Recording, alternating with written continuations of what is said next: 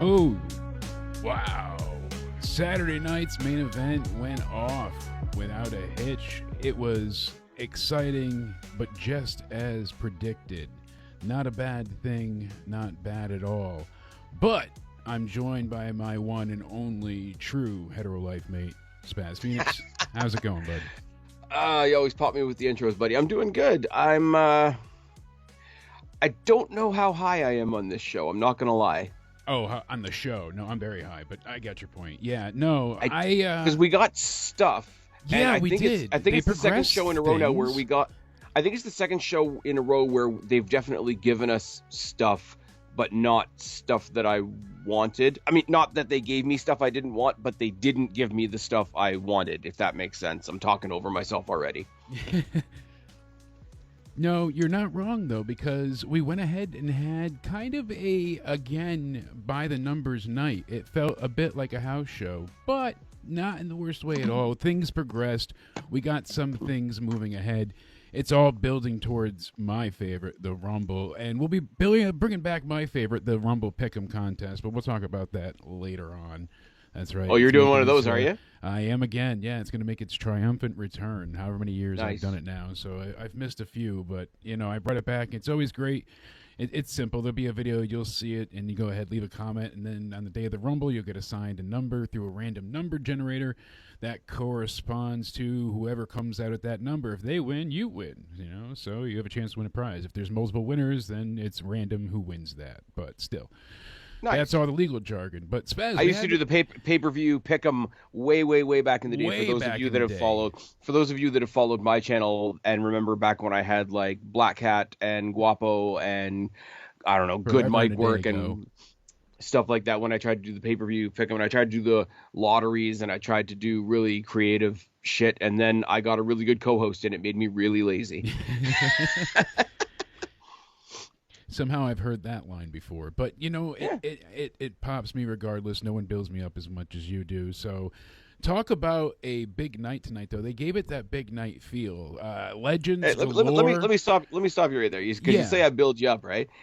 Just this afternoon, I've tried to pop out a quick solo video or audio, mostly on my channel, about what went down on the TNA live episode of Impact. Yeah. And if you want any further example, any further proof that I really need a co-host, go check out my my TNA thoughts video. I can't wait to go check it out after this because it was a And great been popping show. clips out too that are going to make everybody happy, I'm sure. I was the one that despised TNA for years. I was a very late TNA enjoyer. It was when Matt Hardy came back in the broken gimmick era, when he... And see, I wasn't watching it at that time. That's when I had got this into thing, it. I have this thing with TNA, like everybody says, oh, TNA is a cockroach and it can't die, and they use it as a stick to beat it with. And I'm just like, I can't hate that. Like, there's times that I've fallen off and I'm just like, okay, it's not for me right now. But I can't bring myself to not like TNA because look at everything. And I'm not saying like poor them, but like look at all the iterations and all the dirt that's been kicked on them by everybody else. And they just keep chugging along. Like, you can't hate that. They are the cockroach that can't be killed. It is very true. They've got rad. Somehow they make it through the nuclear fallout because so many instances now should they be just decimated and done for. Legitimately Cockroach as is a Betty business. White and TNA. Yeah, then they survive somehow and come back swinging. So the Hardy thing really got me at that point because it was so outlandish and so out of nowhere, pun intended, that it brought us into somewhere. You're going to get sued. You better watch it. Copyright gimmicks. Oh, boy. But, it Sorry, brought guys, us I'm into trying to somewhere. get my light to work. Just listen to Jake. Don't listen to me. And There we go. We go ahead and we got a developing universe. Well, now TNA is like this no longer small indie fed. It's this like lover of wrestling for lovers of wrestling. Like it's people that want to be there. They When could the go A elsewhere, company but- wants to work with you, yeah, I'm sorry, it's that's, telling and showing, and people saying, "Oh, they're only working with NXT," but you got to see what the long play is here. Okay, I'm okay, thinking okay, Joe okay, Hendry okay. at the Rumble. Come on. Oh, it's going to be Joe Hendry at the Rumble. I think Gotta it's going to be. be Joe because the precedent was set, and we're getting way off pace already. I love this because the pace was already set by Mickey James and by Jordan Grace. I Yeah, think you get Joe Hendry. That's not even a surprise anymore. I think what's going to be really interesting to see. I think you're that going to pop. get Masha. No, I think you're going to get Masha That's a big one too, and then keep because a kind of here's consecutive flow of the women's champion from TNA being brought in each year. That's a great trend to have. here's my. You want to hear my conspiracy theory, right? First of all, how great was Fraxium and the Rascals? That was all right. So we're talking a little bit about TNA Wi- Live the other day without because without it without builds the into ending. this. Yeah, Without but the even with ending. the ending, that match truly Yeah. got a legit "This is awesome" chant for a reason. The things that they pulled out and the selling and the drama, it was like, oh my god, kind of like tonight with the main event. There was at the very end that Uso splash. I bought into it. I thought they were going to change the title tonight, maybe just to tell a story. You remember when The Rock and Mankind would, whoever was champion depended on which night it was. Basically, they tossed that title back and forth, but it meant something. That's kind of what I hoped would happen here. I wanted to see him grab the title, make this show truly newsworthy. Kind of didn't happen, but TNA Live was newsworthy, right? I got thoughts on tonight's main event, but the history that was made on TNA Live this past Thursday, we had an NXT title defended on a TNA show, Yeah, right? massive. So here's where we're gonna go because I figure there's gonna be a tit for tat. There's gonna be a TNA title defended on an NXT show. So my theory, as it goes right now, Masha Slamovich makes a cameo in the Rumble, gets eliminated by Cora Jade, then defends her TNA Knockouts Championship against Cora Jade at Vengeance Day. Especially with Cora getting her nose involved in her business twice now. So at Genesis and at the live show. Because Live there's show not was al- excellent, because there- though. It really was. because there's not enough of a women's division already in NXT. Clearly, I didn't even hate the number 23 reveal being Mance Warner, because they kind of tried to make chicken, salad out of chicken shit with PCO screwing them over, essentially, if you want to look at that way, or them screwing him over. I'm not familiar. It was the only thing I couldn't really talk about from Thursday because I know he's from GCW. I know he's real life partners with Steph Delander. Steph Delander being the I guess kayfabe. not anymore. I guess she is dating Mance Warner now. Well, this is what I'm saying, but like, in real life, PCO and Steph Delander were like a kayfabe couple. Them saying that he left her the internet championship was cute. She won it in the divorce. Yeah, it was cute. It's the kind of logic that TNA gets away with. What were they Let's gonna be do? real. Let's be real. I know they're he in tried no to win destroy situation. it with a hammer, and it didn't go over well. But he was slighted I think the fact because that he was carrying around a replica as his own championship is funny. Yeah, but here's the thing: like, he wasn't going to get paid, things... and then they didn't renew his contract. He offered to go at a cheaper rate, and they were like, "No, we're not interested." And he felt like, "I did so much for you." So. Well, here's the thing: like, they were in a no-win situation. I give them all the credit in the world, but the whole I'm just gonna leave my fake girlfriend this belt in the divorce. We would shit on AEW for it. Oh yeah. I would shit on WWE for it. TNA has that sweet spot of they can get away with some weird stuff, and they utilize it not too much. So but here's the thing: I don't think they got away with anything. I really don't, because I feel like they covered their tracks. They're like, hey, guess what? She took it in the divorce. It was more like she stole it, and now she's giving it to her new man. Is how I took it, and how they were kind of okay? That's the explaining part. it. I mentioned this. That's why they were making out in the ring and really showing like, oh no, this is my piece of man ass. I mentioned this in the review, though. Like, did she take it and present it to him, or is she carrying it herself? Because there is precedent for both men and women to carry that title in TNA. I think she's presented to him. She still can't wrestle, from what I believe she's still not cleared. Yeah. So yeah, well, she was dealing with a whole lot more serious stuff than a digital media title. Absolutely, but I can't before speak we much get to going Mance too Warner much because further, I don't know him. But yeah, exactly. You don't want to, but I like what he's done in GCW when I've seen him a few times there. So the People versus GCW, he did not really have a great title match, but that wasn't his fault either, because Allie got injured earlier in the night, and her and Effie's match was called off in like a minute's time. So Okay. whatever, it all fell to shit. But I want to shout out people in the chat. We got Bradley in there. We got Trekopedia. I know we saw Liz in there before, and my buddy Josh. So everybody else, thank you for coming and checking out the Hey, live Brad, show. thanks for coming over. We appreciate it. Send him the link and everything. Hey, thanks for coming out. One of the things I wanted to mention to you, we're talking about TNA, but really quick, before we talk about tonight's card, I want to talk about a little bit of speculation and rumor. And Sure. and everybody seems to be reporting on the I call it facts at this point, but all because Tiffany Stratton said that she is inspired by the Queen, Charlotte Flair. She's Okay. she's made this this statement more than once now. We saw Charlotte Flair's little coming soon vignette start to play out on SmackDown. Everyone's assuming this is a dead set for WrestleMania 41. Do you think that's the case? I don't think we've seen anything to solidify that it is the case. I hope it is, because not so much from the character point of view, although I do think the character, you can see where she's taken some character inspiration from Charlotte Flair. I just think strip the gimmicks aside, physically in ring, bell to bell, that's a match I want to see. Yeah. Oh, absolutely. That's exactly how I feel about it, and I think that would, in a way, kind of solidify her as a top-tier champion. Liz disagrees in the chat. That's okay too.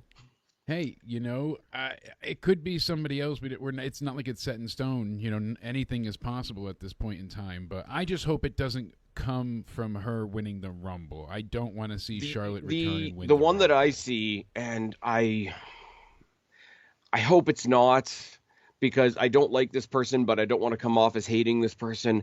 They're beating it over the head once again. It has to be Rhea Ripley defending against Bianca Belair. Why? I don't see money in that. I really don't, No. especially because they're supposedly both faces. Does she? Is it because Bianca attacked Jade and turns to heel? I don't know that I want to see a heel Bianca versus a face Rhea either. And I don't see Rhea going heel anytime soon. So this is... But I mean, it's she's weird. already got a title. She's already won the Rumble. She's already main evented WrestleMania. For the people that say that Rhea Ripley is too hardly pushed, Bianca Belair's main evented WrestleMania with certain other political motivations in mind. Yeah. But I was like, she did. Oh, yeah, I forgot about 37. Yeah. Yeah.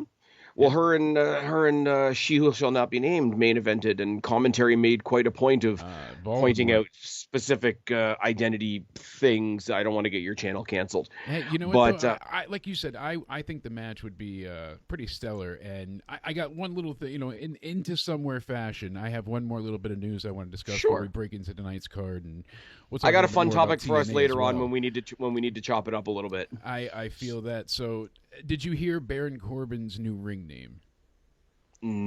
I've heard some nicknames kicking around, but tell me what one you've heard. So, he is going forward. He wants to be known as the Nomad. Okay. Bishop Dyer. Bishop Dyer's all right. Nomad is one of those... I mean, it's a cool name regardless, but it's one of those, you leave WWE, you can't take your nickname with you, so you find something similar. Nomad, Lone Wolf. I'm going to cough. Yeah, because that goes. He said, I'm going to be the Nomad. I'm going to roam, man, and I'm going to go to all these, and then Bishop Dyer, it pays tribute to the wolf, the Lone Wolf, Dyer Wolf, and then Bishop is higher than a Baron, so we're going up the rankings. Oh, wow, so he's really jacked up his WWE name.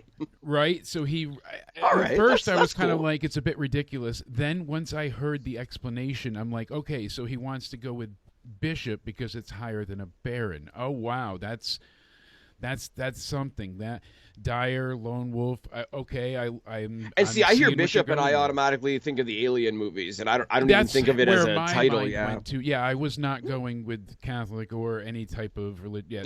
No rankings, no nothing like that. I went with you as a nickname kind of thing. Yeah, he says if you want to create something new, be something new. He said, what about Bishop Corbin? And I was like, it's still WWE. I want to shed that, but I want to evolve. And I'm like, this. I get that. That's a very cool explanation, so I appreciated it. But I wanted to get your instant reaction from that. So, you know what it is. You know what it is for me, and it's a poll from a couple years ago. It's when what's his name, Hennig, renamed himself as Curtis Axel, but they had Paul Heyman with him to explain where the name came from. It was kind of awkward to say, here's this guy and this is why his name is this, but knowing that, like taking that knowledge forward, because Curtis Axel on its face just makes it, Axel, Axe and Smash. Are you part of Demolition? Like, to give it that clarity, you know what? Fair enough. Like, I'm really bummed that we don't have Baron Corbin anymore. I've seen on more than one indie where he's gone up against Dijak, and that's a match I'd like to see, quite frankly. I would too. Maybe I'll get it at Destiny. Check it off your Spaz Phoenix bucket list. It's fine. I like what Liz said too. At least it's not King. Like he didn't go with because of the King Corbin gimmick or like Happy. He could have. Thankfully, he went with something creative. So I appreciate that. Happy the Nomad King. Yeah, like he really could have went corny with it. People originally were shitting on like how ridiculous Bishop. Hey, Gorilla Strong in the chat. My man. So what you're saying with as far as finding a new name, he's coping pretty well.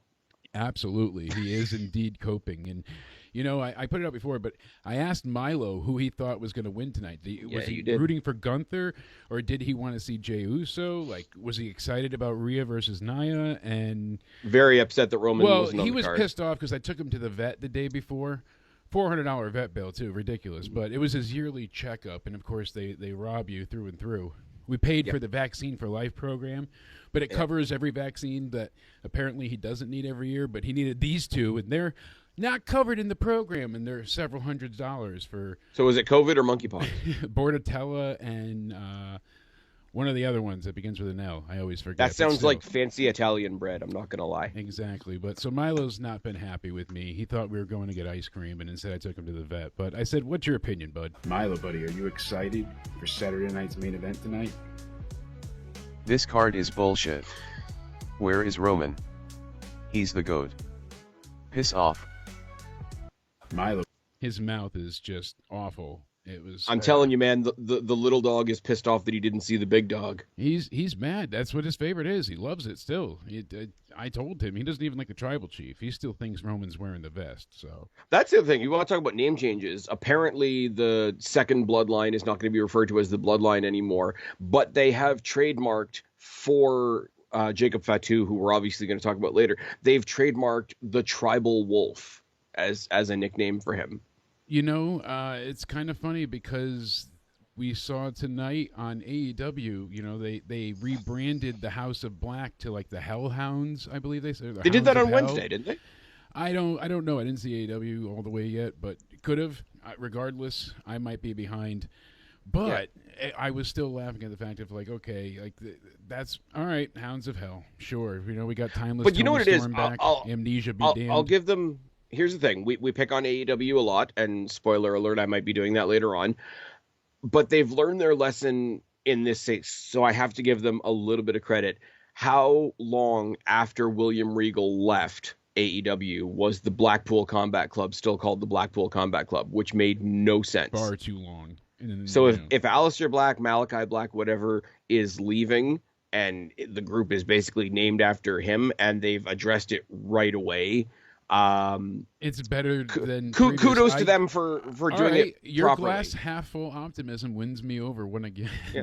Honestly, I didn't look at it that way. I do think they're going to. I mean, it's one of those, the famous last words. If AEW uses them properly, Brody King and Buddy Matthews going together just as a tag team from here on in, they could be good. They should. They will be amazing, no doubt. They should unseat the DEI club that we MVP hurt has. People. That's the most AI generated theme. To give it a chance, and then it catches up and do the Macarena. Ever since I updated this, XSplit has crashed like X-teen times today. I'm not sure why. So people will see us. It'll just automatically reconnect. Terrible. So. All right. It's not anything I can figure out, but XSplit, ever since the latest update this morning, has just crashed about 900 times. So we'll try. When I throw up the audio later on, people are going to be really confused. No, actually, it'll just continue seamlessly. It'll just hold out where it left, and it comes right back. It just puts it in a little pause break. So I apologize, people, but it's good now. Refresh. I love technology. Apparently, we still have 7 people watching, so Hey. thank you for that. Says 11 on my end. It'll go up. Refresh. Sorry about that. People will be able to come right Brad and Liz and Gorilla Strong and who else we got on there? Anthony, Alejandro, whoever Brad. I'm missing. I'm really sorry. King Ministry. Yeah, we still got people. Technology will not defeat us. Absolutely. Anyways, getting back to the former House of Black, yeah, they should definitely defeat the Hurt Syndicate in short order, become the tag champions. But yeah, I mean, still let's the hurt be real. Look who. I mean, we hurt people. Like I said, the most AI generated theme ever. And unfortunately, yeah, Streamlabs doesn't like me though, and Discord doesn't agree with you, and it's just hey, we got it running. It's all kinds of fun. Potatoes going. Here's good. the thing about you mentioned their entrance theme is Think of the ground this covers. Their entrance is worse than Mercedes. Yeah, because the CEO chants at least feel genuine. That the "We Hurt People" sounds AI generated. It really does. It just feels like, we hurt It sounds people. like a AI trying to sound human. Barely. It sounds yes. like every joke that weirdos have made about Elon Musk. My heart goes out to you. And it's like, it does. He knew what he was doing. Come on. I don't think he's a Nazi, but he certainly knew what he was doing. I feel like he just took advantage of the situation. He knew what he'd say afterwards to be like, somebody in the back, he was like, I bet you $1 million can't do a little salute. And he was like, oh yeah, I'll do it twice, double it. And he did. So Danny said he certainly got paid. I mean, I wouldn't doubt it. You're just not allowed to be on the wrong team. That's what that is. Anyways, it's kind of like working for WWE. Anyways, be WWE is to be under constant attack. Gorilla said he didn't watch tonight, and you know what? You really didn't miss much. It was a very house show night yet again, but exciting and entertaining nonetheless. If you like wrestling, you're going to have a good time tonight. There was nothing too out of the ordinary or too boring to ever not hold your attention. The only complaint I have was the excessive amount of commercial breaks tonight. They added in 2 extra breaks, so an extra 3 minutes into each hour, and it really felt like heavy at times because every time you would get into something, it was like, all right, we got Nia Jax out there for 90 seconds after all the entrance and pyro and stuff, and commercial break. Then Rhea comes out, and it's like, all right, and then she attacks her during the ring introduction. We got another commercial break. And it was already a short match, so to have it broken up between the entrance and then the start. And I don't want to keep retreading the same ground that you and I have tread over quite a bit since the Netflix deal came along, right? You guys are watching Raw on Netflix now. I'm watching everything on Netflix because I don't live in the States. Even when you guys get commercial breaks, middle finger and all that. For those of you listening on audio, right? My good friend Jake just flipped me off for happening to not live in the States. Right. But the thing about it is, even when you guys get commercials, we get like a fade out and a fade in, and we just keep watching the match. We get a full screen version of what you would get in like picture in picture, right? Yeah. So to go from that to NBC tonight for this and get all these commercials, it was more jarring than it usually would be. Okay, and so for those people in other countries. Yeah, you really felt the commercial effect, yeah. For people in other countries, I mean, I have NBC, it's fine. But like talking to my brother, talking to a couple of other friends who don't have cable, period, they do everything online. There was, once again, much like that one SmackDown that sort of fell into the void, there was a link released by @WWE UK for people that don't live in the States that just wanted to watch a feed. And they had a live feed on the WWE YouTube. I saw on Twitter that had commercials put in as well. Did it not? It had the I thought it had blank the NBC YouTube screen. No, I scrolled across it a couple of times because a few people were asking me throughout the show, so I was scrolling back and forth through it, and it just had the same splash screen that I had when I watched that one SmackDown, where it's just like a static thumbnail screen saying like we're in commercial break. Okay, maybe that's what I saw then, but I saw something on Twitter about people saying like, "Oh, there's still breaks here," so I was like, "Oh, weird." Oh yeah, it was strange. Oh, when SmackDown was on YouTube on the 3rd, they still had breaks for the commercials because the show is still formatted for commercials, right? Yeah, and I will admit too, big snafu tonight because I started the night on NBC and it was all in Spanish. So I'm like, what's going on? Yeah. Did I do something? And then finally I'm like, all right, I'm gonna resort to Peacock. And the reason I don't like Peacock is because I don't have the advanced premium whatever Peacock package it is. I have the one that just came with the cable. So we get like extra ads. So on top of like the 90-second ads, you also get another like 90-second unskippable every time you just click into it. So even like if it's live, even if they're not watching commercials, if I click on it, I have to watch 90 seconds of commercials. Then I get to see whatever I want to watch. So does that then drop? So does that, because that's from the program, that's not from the stream itself. So does that drop you into the show as it's happening, or are you watching it on a 90-second delay now? No delay. Right as it's happening, it'll take me in live. So I can go back and rewind. It gives you that choice, but then you still have to go through the commercial breaks regardless. So I didn't get the Spanish commentary. I mean, it was on the TV, but I was listening to our friends over at the Wrestling for Life So you network might have had the issue and not even realized, you know? Oh, no, I definitely did have the issue. I just didn't realize it because I was listening to Ringsider Anthony and Big Nick. Ole. You were brushing up on your Spanish. Shout out to those us. guys. I know Bradley came here from over there. I don't know if there's anybody else in the chat that's just being really quiet that came over from there. But if you followed my excessive plugging of this stream over there, thank you. Welcome. Jake makes me sound good. This is exactly what we do over on my channel as well, that I plug a lot because the guys over there are really good about it.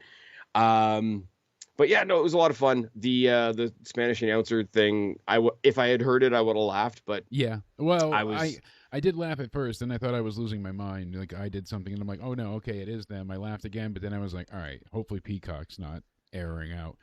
I don't know if they ever fixed it, but it was a bit crazy. I will say this. People might think I'm a little outlandish here, but I feel like this was one of the best, if not their best, match yet for Rhea and Nia. They told probably one of the better stories they've told, with Rhea really having to fight from underneath. Every time she went to try and go for the riptide, she'd collapse. Oh, she's too heavy. She can't get her up. And then it gives a 1 count, and she kicks out. And it's like you saw her fighting back, and then she hits the Annihilator on her, and it's like, oh, she goes up for the ropes, and she hits that huge second rope leg drop. My God, that looked devastating. I mean, but then at the end, Rhea hits the electric chair slam and picks her up, does the riptide, and gives her one hell of a riptide. I mean, she really put some stank on it. Nia really jumped into that one. I thought this was one of their best outings. Yeah, I really enjoyed this match, and Nia's least on my totem for favorite people, so that's saying a lot in my regards. How'd you feel? I will hop on board with a lot of people that are saying this Rhea that we're getting in this run is a different person from Nia Jax's first time around, and I'm including NXT in that. I'm including some of her rivalries with Bayley dating back to NXT. It looks like they really have fun wrestling each other. Yeah. And I go back to my default thing of, if the wrestlers are having a good time, I'm going to enjoy it, even if it's not for me. I have to believe for the bigger, more powerful wrestlers like Rhea, like Nia Jax, like Tamina when she was around, like I don't know who else, like Jordan Grace when she gets here, even somebody like Azaria, a Beth Phoenix. I have to believe that it's a relief. Yeah, I have to believe that there's a relief when they get to fight somebody else like them, because there has to be a level of care that they put into like 90% of their matches, because the rest of the roster is so much smaller than them.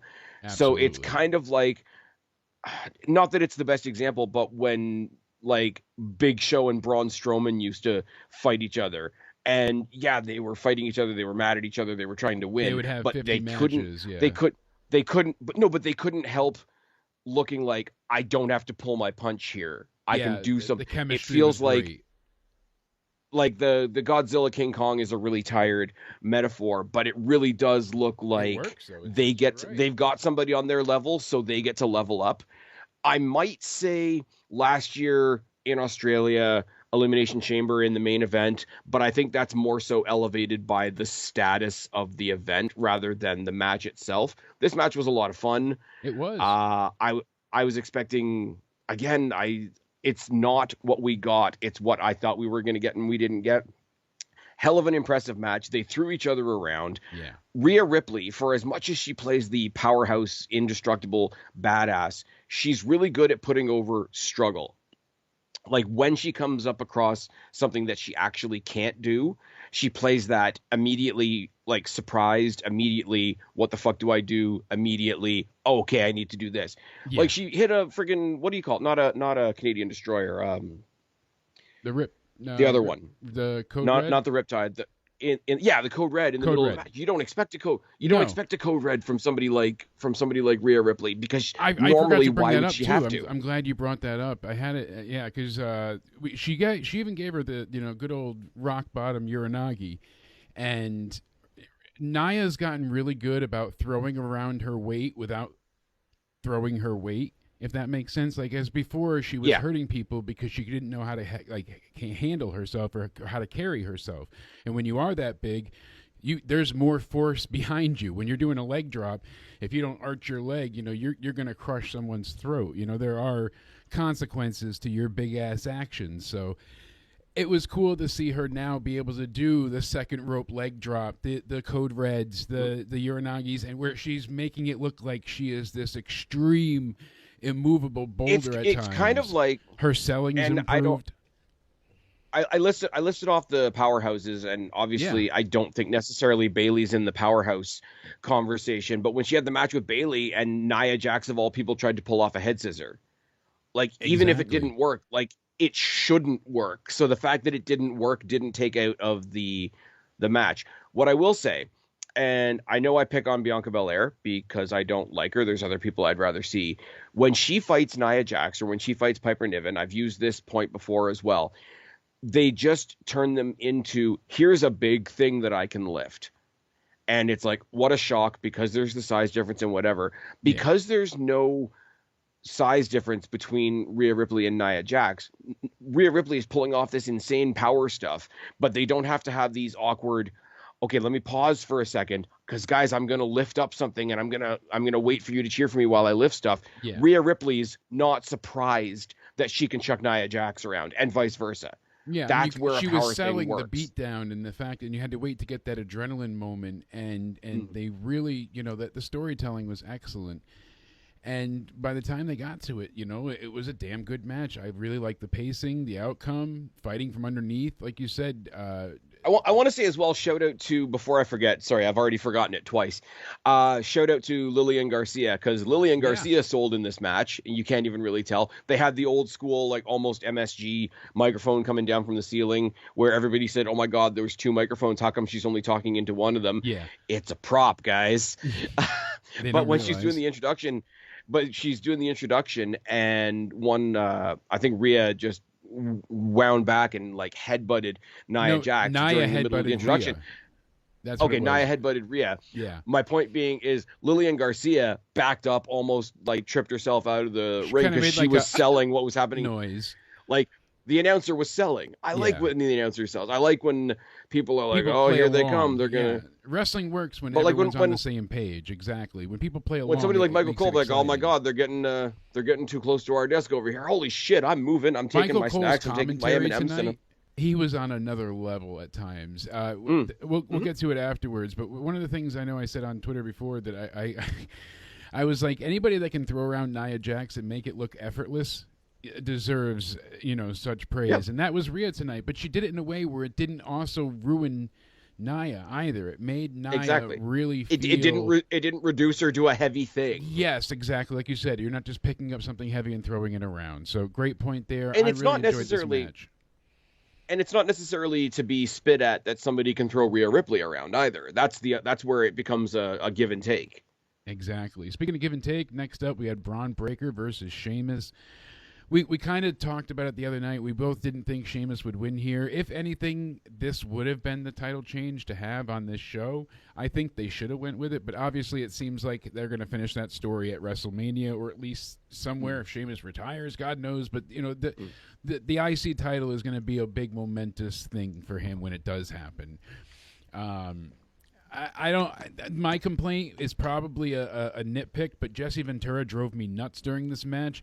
He kept trying to say like the referee's not counting fast enough, and he took too long in the 3 count, and oh, how dare you go. Like, he kept coming down, and then he kept talking about how Steiner's that means 2 + 2 = 5, and he just kept trying to cut them down too.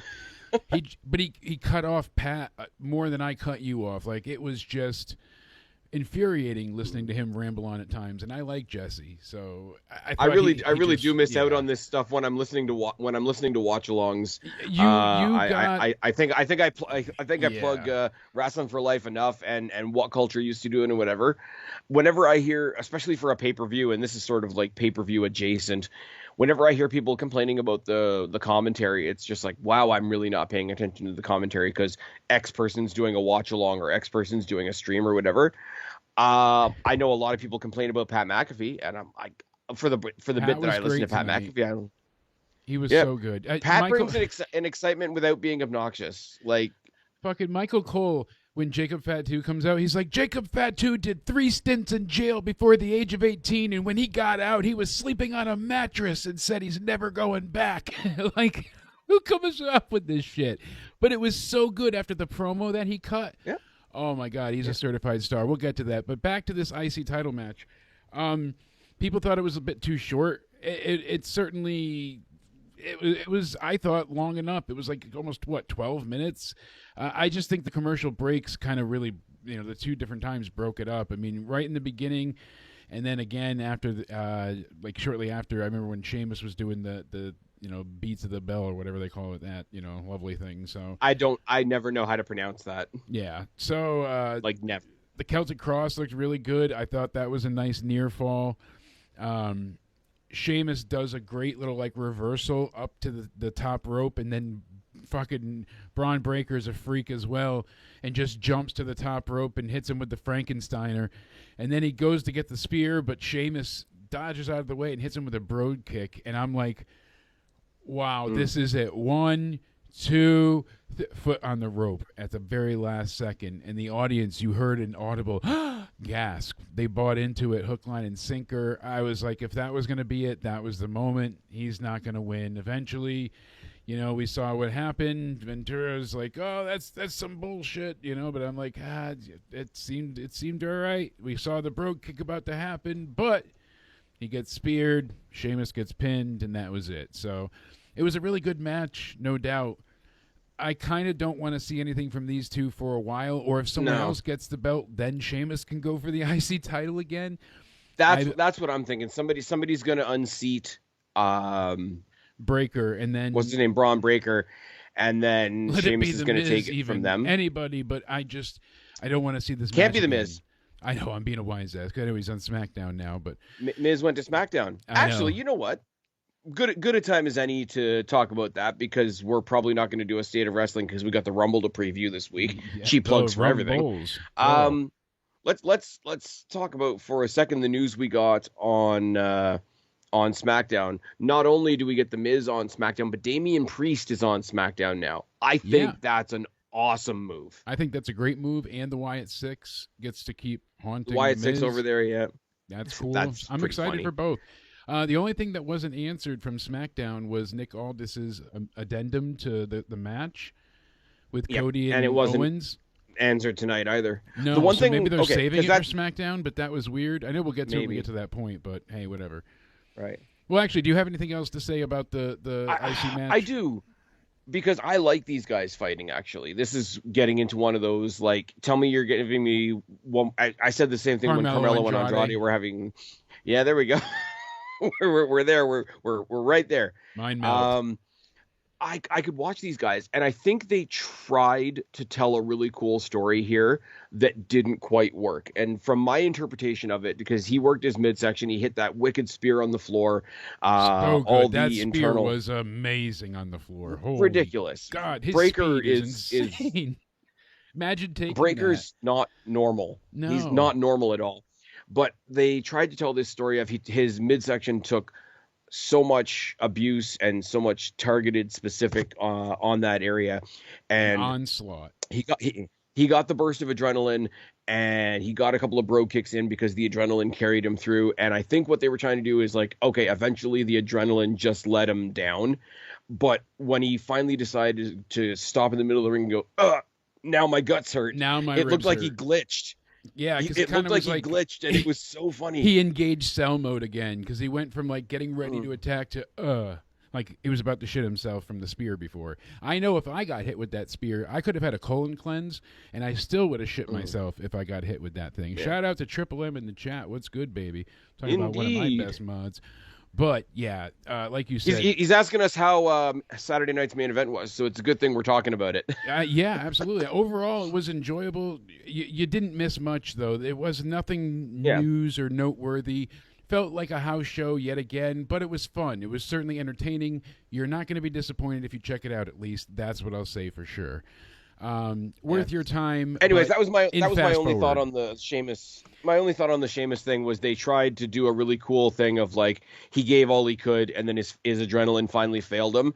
It just in the practice of it, it looked like he was a robot that momentarily shut down, and it just kind of, they were trying to do a really cool thing and it just didn't quite hit on the night. Everything up until that point was exactly the smash match we wanted to see. Exactly. And Liz made a great point. She said it before. They said it on commentary, so I know you missed it, but this is his 10th attempt for the title now. Like it's getting like, how many more can we go without him getting the belt? It's getting a bit monotonous in that sense. Like they're laying it on thick. That's not the last time we're going to say this tonight. No. So then we had Kevin Owens. Well, actually, Shawn Michaels comes out first. Then we get a commercial. And Dory Funk Jr. was shown in the audience, as well as the $1 Million Man, Ted DiBiase, which it's funny that they're having him back, because didn't he and his son just get in huge trouble for swindling money from the COVID funds? I remember Was he involved in that, or was that just his son and he tried to bail his son out? I'm not sure of the details. That's why I was hoping you knew more. But because if he wasn't directly involved with it, nobody's going to fault him for trying to help his son out of trouble. Yeah. So I could see them having him. Like, it's not like Ted Jr. is there. I've heard that, but I don't know that was confirmed or not. So that's something we'll have Neither do I. If anybody in the chat knows, let us know. But seeing Dory Funk Jr. was cool. And then just like my mom's old college nickname, Ho! That's right. Hacksaw Jim Duggan was there in the crowd. Brainbusters were there? Yes. Oh, you knew. See? I knew you had a lifetime pass. Shawn Michaels comes out, does the old point and flex. It looks like a million badasses in one, because he's rocking the real no hair, no care look. And he's got the cowboy hat on. We get Kevin Owens coming out with a Cody Sucks egg shirt. I mean, that's a Terry Funk moment, is it not? When Dusty sucks eggs. That's back to their old original feud. And I gotta tell you, happy joy. Kevin Owens with the T-shirt game, coming out for his unadvertised match against Jimmy Uso last night on SmackDown. Yes, with the Naomi shirt on. That was great as well. walking up to commentary, being like, "Get it, feel the glow, get it." That was amazing. His character right now cannot be overstated, to the point that I'm really hoping he wins this ladder match. I am too. Cody doesn't need the title for anything at Mania. Cody's bigger than the title now, really. Kevin Owens holding that belt, Sami Zayn winning the Rumble. Come on, you hear a hope and a dream, right? Because whatever combination, I'm sorry again to beat a dead drum here. No. Whatever combination of Cody, Roman, Rock we're getting doesn't need a belt. It really doesn't. That could be a triple threat between the three of them. Does not need a belt. Put the people's title on the line if you really need a belt, or the tribal chief, something. But it doesn't need the WWE World Heavyweight Championship. Yeah, the People's Championship versus the WWE Championship. The Oofle Waffle thing. Yes. Ooga Waga. Yeah, Cody made one of his best entrances ever, though. This was incredible. Not only was the crowd loud as hell, but he climbs the ladder, and as he ascends, they do the whoa. And he looks like Christ, above his followers, as everyone's just arms reached out to savior Cody. It was pretty moving. It was water to wine. This is the thing, like, when he goes heel, it's gonna hurt. No, I'm not even saying like when he goes heel, but like he's doing this sort of wink and a nod thing, and it's like, I'm telling you how bad I'm going to be. Yeah. And nobody believes me right now because I'm the nice guy. He's going to do something horrible to Kevin Owens. I'm thinking, like as much as Kevin Owens is a heel right now, and as much as Kevin Owens is a heel going into the Rumble, I could see if anybody, like think Bret Hart, Austin back in the day, if anybody could pull off an entirely convincing double turn, Cody and KO at Rumble. Oh yeah, think about it. They could flip. He'll do now something. Cody loses and the title. Whole time. Kevin Owens then gets assaulted by Cody, and everyone would be like, "Oh no, I just owed him an ass whooping," but it's like the match is over, and come on, and that would no. be If he turns heel, he shouldn't say no. He madness. didn't turn heel. He should sit there and say, "Listen to all my promos before the Rumble. I told you what I was going to do. I told you I'm not a nice guy." They wouldn't go with it. I Yeah. don't see him losing the belt. I wouldn't bet on it anyways. But do I want to see a shakeup? Oh my god. You're doing Gambit. I feel he dyes his hair black and gets the tattoo removed.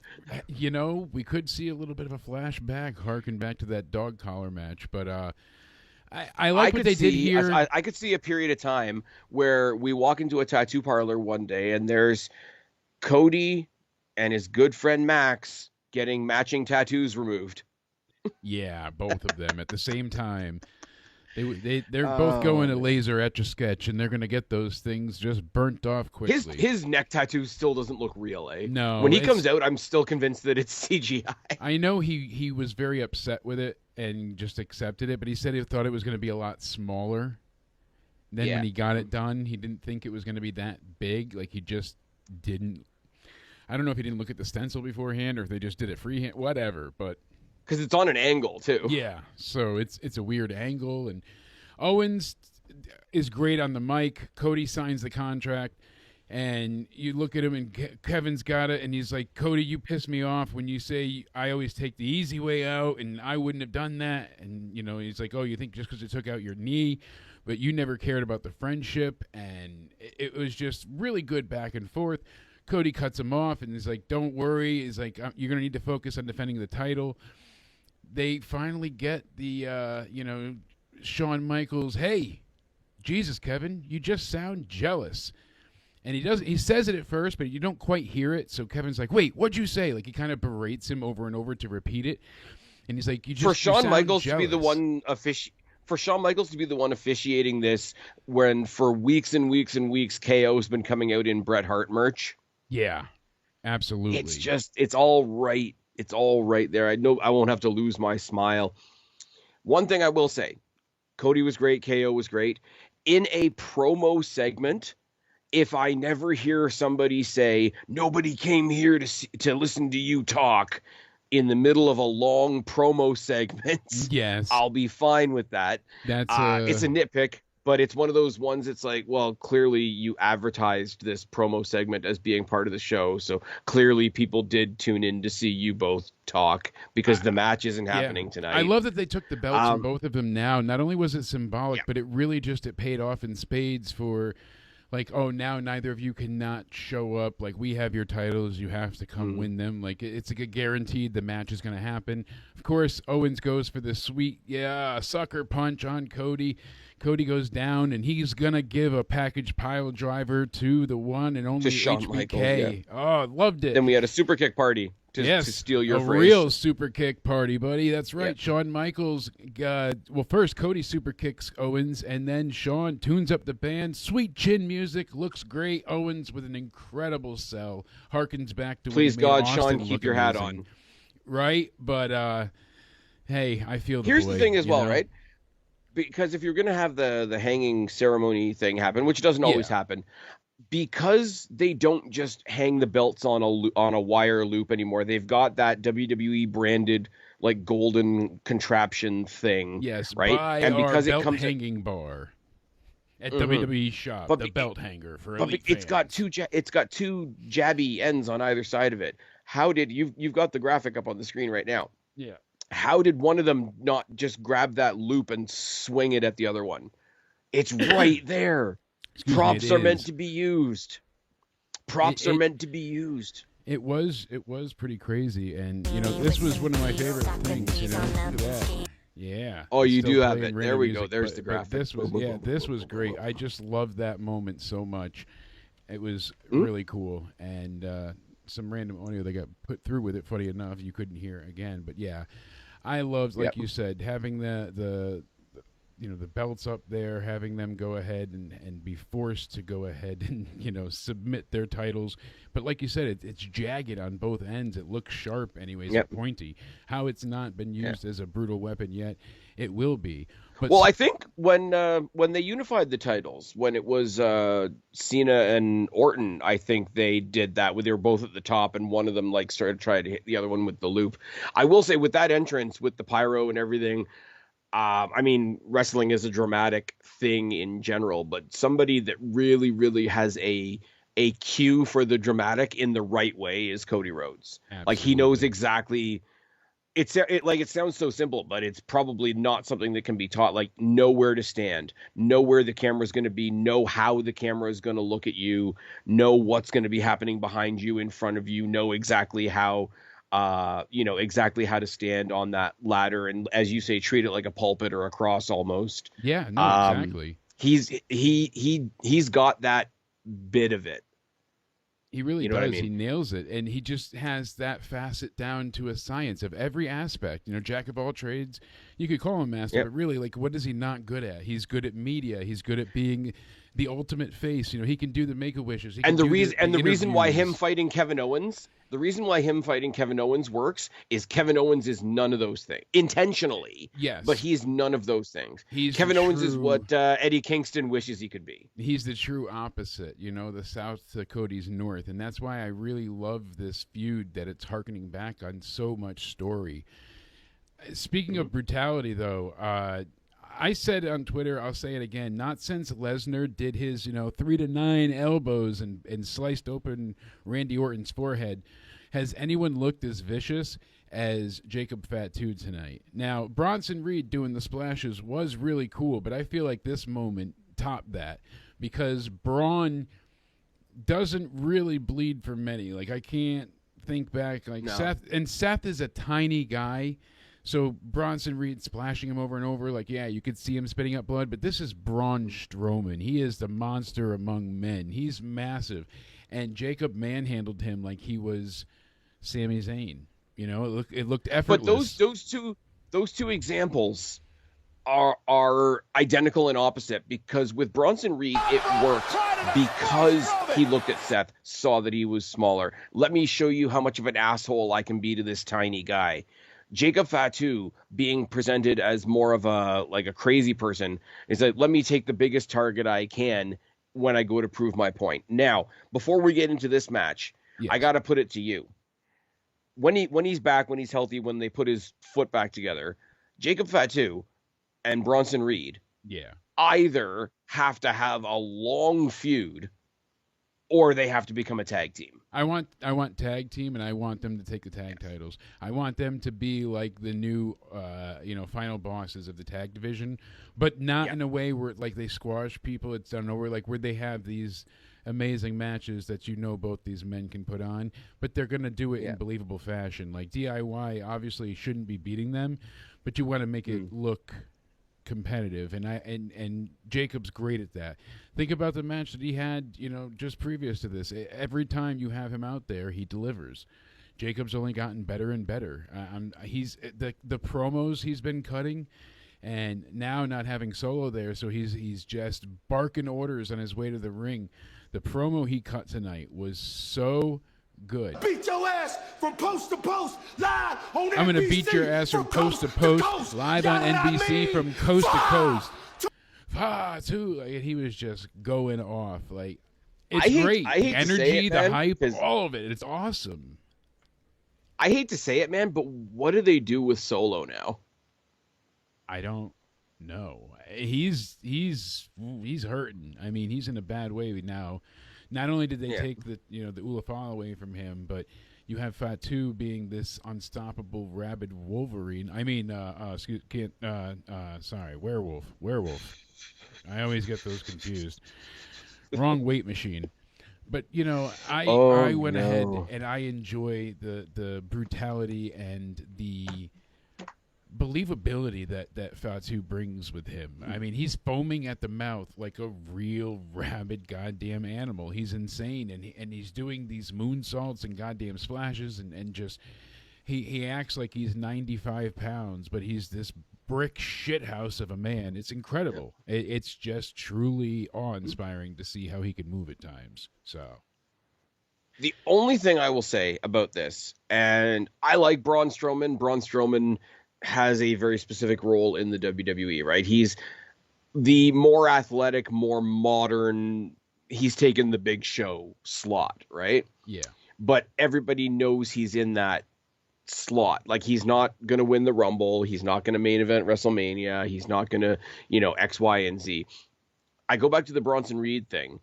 Everybody reacted to that. First of all, we didn't see Bronson Reed really being in that spot dealing with Seth Rollins level people at that time. Yeah. But also, you take Seth Rollins, everybody, sort of a minor version of the CM Punk thing. Everybody has an opinion of Seth Rollins. Either they don't like him and they loved seeing him getting squashed, and I get why some people don't like him, or there's other people that appreciate the shit out of Seth Rollins. I put myself more in that camp, and it's like, holy fuck, like, let him go. Like, Ralph Wiggum, stop, he's already dead type thing, right? I don't think people give nearly as much of a fuck about Braun Strowman, and I say that as nicely as I can. Okay, so it's the only way that I would. No, and you were right too, because as people were chanting in the arena one more time. No, you're totally right though, because people were chanting then one more time, but it was like the excitement of it. But then they were like, "Oh my God, he's hurt with the blood," and they were like, "Oh," like people then, as we're tonight, they just wanted to see him make him into a man meat popsicle puddle. Like, they just wanted Fatu to rip him apart and be an inhuman monster. I think people eventually thought tonight was funny because Fatu is a really fun guy to get behind, in the same way that a Braun Breaker, who's just crazy, is fun to get behind. Kind of what I assume WWE would have wanted when they had somebody like Ryback, is somebody like a Braun Breaker. I think there's a similar intent there. If you had put somebody that people cared about in there, like if Fatu was doing that to Cody Rhodes tonight, there would have been some ooh, some awe, some drop jaws and all that kind of thing. But because people don't really care about Braun Strowman because he's in and he's out, and it's like, okay, we just need a big person to beat, it becomes that Bianca Belair lifting up Nia Jax for the 100th time because she's heavy. It becomes that kind of thing. It really where does, though. People were, but it's like, do you want Jacob Fatu to be this big, scary, terrifying heel, or do you want him to be this awesome guy that everybody's cheering for? Because you picked an opponent that people didn't really care about, therefore people are going to cheer Fatu because it's fun, and you don't quite have the same reaction that you got when your victim is somebody like again, some people like him, some people kill Jey Uso like really bad for people to kind of give a damn. Perfect example. Or even if you want to go more divisive, if Jacob Fatu came to Raw for a night and decided to attack people at random, let him do what he did to Braun Strowman tonight to CM Punk. Yeah, and think of that one that puts him over instantly. Half the crowd would love it, half the crowd would hate it, but everybody would care. Exactly. I think what they did, you would get everybody to respond to that. You're right. Let me be clear. Let me be clear. I think what they did tonight was fantastic. Yeah, I think they need to do it to somebody else. They need somebody that can do for him what Seth Rollins did for Bronson Reed. You're absolutely right, because they really run the risk, and I hadn't thought of that till now. That's a great point. That's why I'm telling you, you're easily making me swayed over and over again. But it's a great point, because, like you said, you're not sympathizing with Braun Strowman, so therefore you're cheering. You're like, Fatu's awesome. You want him to keep killing people because it's incredible to see what he does, versus being like, no, we need to stop him. So you are losing the heel heat, and you're losing the allure of the bad guy for the coolness factor, and it's not. You don't always want the bad guys to be Godzilla. Cool. I think they wanted the Godzilla King Kong thing, right? And I think they thought they were going to get that with Bronson Reed because it's sticking a big guy. The Godzilla King Kong match that they want right now is Fatu and Breaker. Yeah, oh, absolutely. That IC title is screaming for that match. Liz said it before in the chat. So many people have mentioned it previous times. Whether you care about Fatu or not, she even said I don't care about Fatu, and I still want to see Braun versus Fatu, of course, because that's one of the. But there's so many matches that Fatu has that are like, oh my god, dream match scenarios at this point, and we have that exciting thing. But Solo Sikoa, goddamn, is he just a real afterthought? Sadly, Fatu. Okay, take Fatu and Reed, make them a tag team on Raw, have them go after the Viking Raiders. That makes Jesus Christ. Jesus Christ. Brutal Wars and the things they could do. The audience could change. Do one of the Viking rules matches on the boat. Friggin' big ass, like, prettiest Samoan moonsault ever off the end of a boat. You mentioned it to me too, that the 3-hour effect we didn't get. Because they've had us so conditioned and trained to the 3-hour format of things. I thought it was going off at 11, and then all these matches felt so fast-paced. It was 10 minutes for the women's match, 12 minutes for the IC match, like 10 minutes for the Cody thing. I could have used a bit more tonight. I'm I one do of the feel few a people little out bit, there. yeah. I feel like I'm one of the few people out there that's loving the 3-hour shows. I do too. I'm loving the 3-hour shows. 5 matches. I know it's not popular, but it fits so well. It's easily digestible, and then it allows things time to breathe. As where with this, we just kept getting interrupted over and over and over again, and the commercials just broke up everything. So every time we got into something, it was like, oh, Jacob Fatu does that incredible suicide dive. They show the replay. Now we've got 3.5 minutes of commercials. By the time you get back, it's like, oh, well, he dominated Braun during the break. Well, now what? It's like, well, we missed all that. And it's only a 9-minute match. So we lost out of 9 minutes, 3.5 minutes. We lost over a third of the match to commercials. That sucks. And now it's a DQ what I will loss. What I will say is, compared to the first one, they didn't have nearly as much filler, like backstage segments and ads and not propaganda, but you get my They also didn't have point. much more time, it seemed, because everything was very... I mean, the longest match was the main event, and it was only just shy of 17 minutes, I believe, I clocked in. So Gunther, Jey Uso, Jay comes into the crowd, white hot. Hold on. Uh-oh. Before the main event. What do you got? Told you before we came on. Oh, yes, I forgot. I got one topic I got to throw at you, and again, this is more so because we're not doing a State of Wrestling this week. Hit me. And we're loving WWE right now. We're loving NXT right now. We're loving TNA right now. Then there's the other guys. And I say the other guys, AEW. I could say a lot of critical things about the creative and all that kind of thing. Oh, they could do this better. They could do that better. There's, stuff that you can fix over there. We really need to zero in on Tony Khan for a second. And I'm on a 3 strikes and you're out policy. Yeah. And if you follow me on this, right? We know there's a bunch of people that want to leave and can't leave. That's an ongoing situation, right? I mean, Ricky Starks just denied his his release. ability to leave, his release. Same with Phoenix. Yep. But here's where I'm going with this, right? Yeah. We talked about this, and the ones that have really, really hit home recently.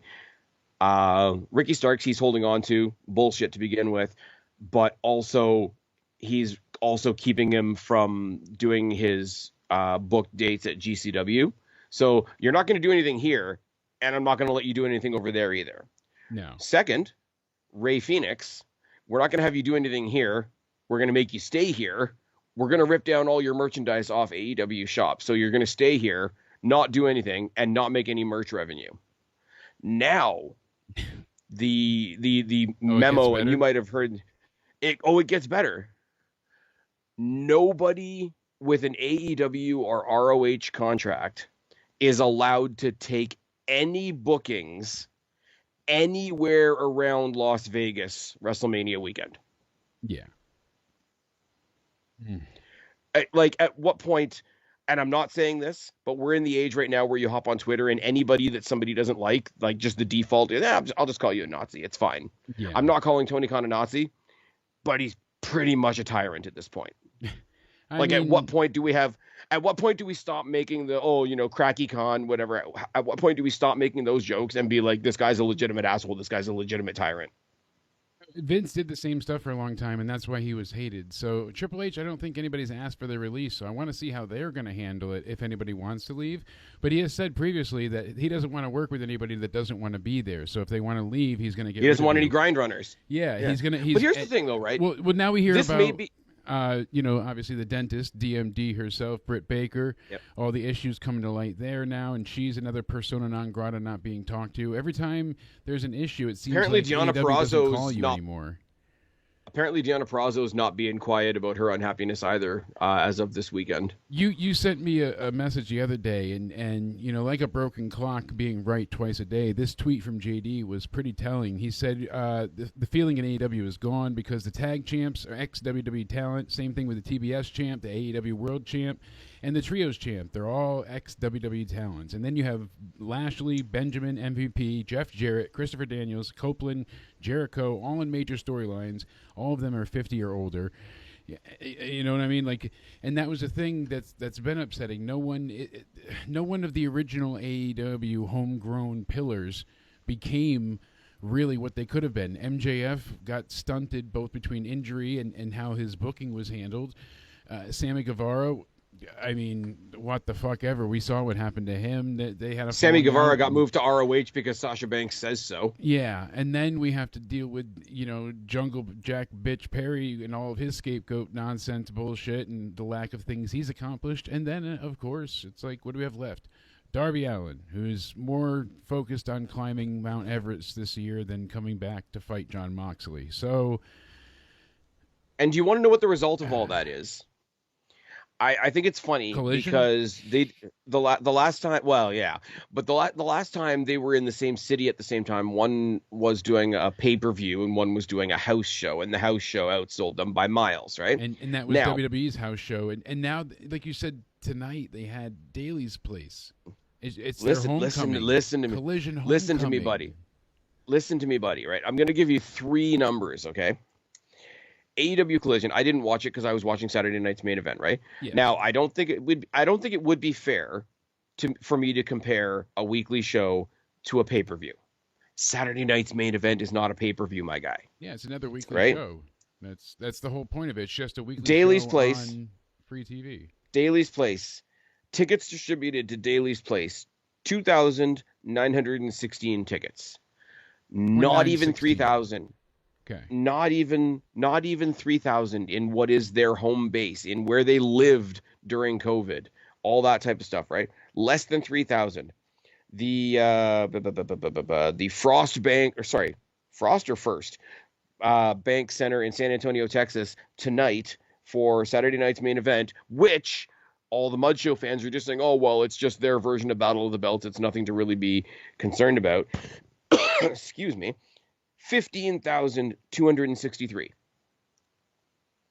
15,263 That's quite the difference. versus 3,000. But here's the one that kills me, because here's where I am going to make a drastic thing that's probably not that fair. I think it's fair to look at Daly's Place because it is their home base and it's where their loyalist fans are. It's where they lived literally for the downside all through COVID and whatever, right? Yes. They made almost 3,000 tickets tonight. And they handed out a lot as well. They had given away a bunch of tickets.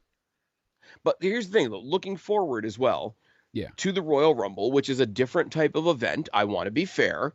Big Four pay-per-view of the year and all that. I understand that.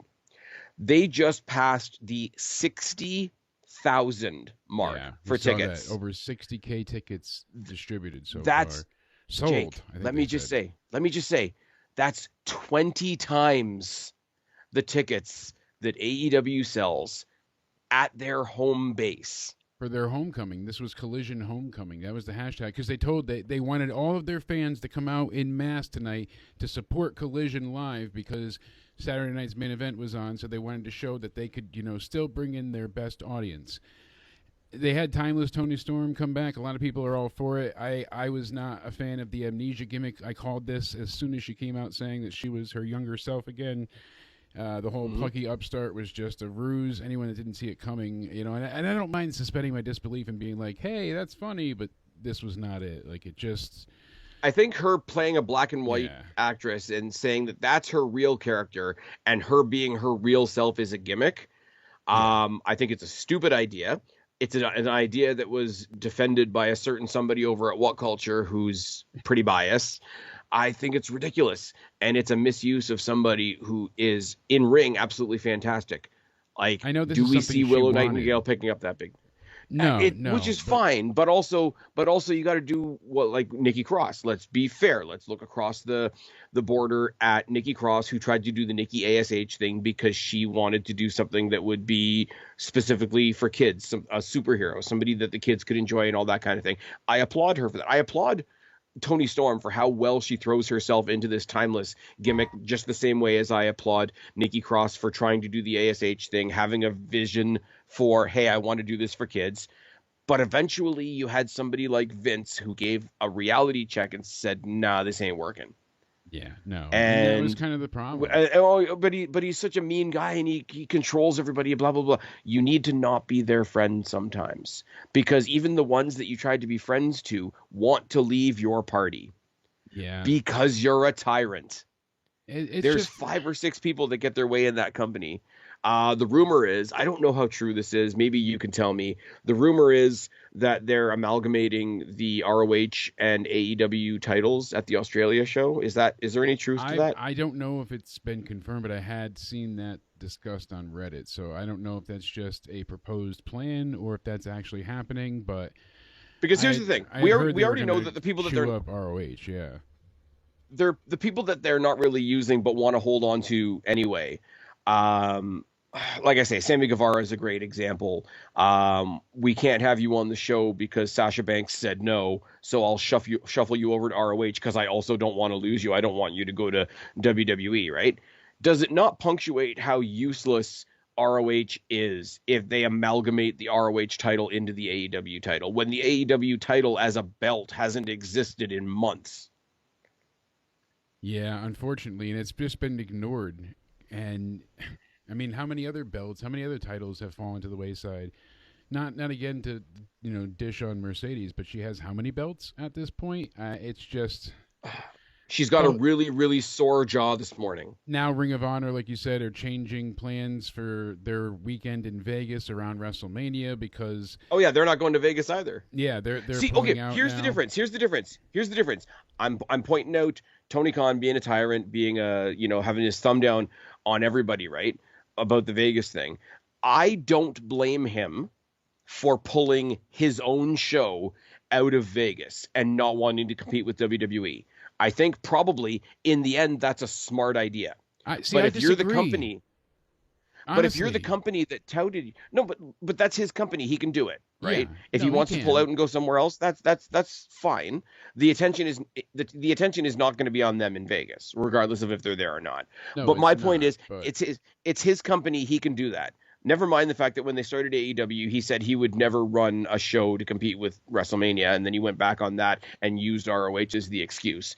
But like, if he wants to pull his own show out of Vegas, that's fine. I have no problem with that. I would actually make a positive argument for that, and I could give him the most sliverest of credit for that if that's the case.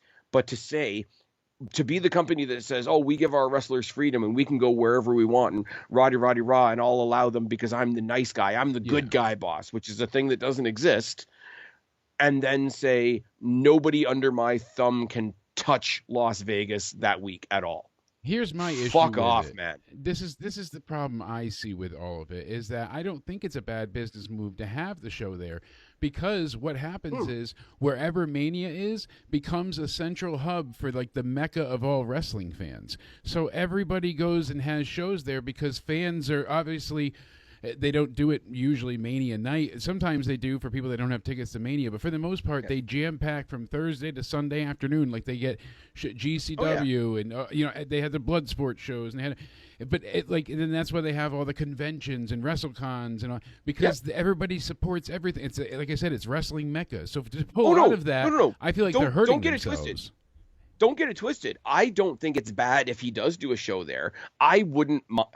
I think it it's would be bad weird. to pull out, though. I think you're hurting because you're saying you don't want to work with the collective wrestling people around you. You know, Exactly. It's a bad look. See, here's the thing. I wouldn't mind because I don't care. I don't care what wrestling company you follow. WrestleMania weekend, the wrestling world is looking at wherever WrestleMania is. Tell yourself whatever else you want. That's just a fact.